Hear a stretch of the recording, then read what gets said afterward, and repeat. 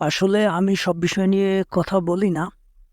বিশেষ করে বাংলাদেশের ফিল্ম বা সিনেমা ইন্ডাস্ট্রি এসব বিষয় নিয়ে কথা বলা খুব একটা প্যাশন থাকলেও খুব একটা বলা হয় না।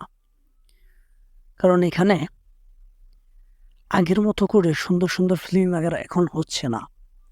একটা সময় টোটালি খুব খারাপ অবস্থা ছিল, যার কারণে এসব নিয়ে কথা বলা কোনো আগ্রহী ছিল না। বিশেষ করে casting, acting, content, supporting cast সহ সব কিছুই খুব একটা দুর্বল কোয়ালিটির ছিল, যার জন্য এসব বিষয় নিয়ে কন্টেন্ট করা বা কথা আসলে আমি সব বিষয় নিয়ে কথা বলি না।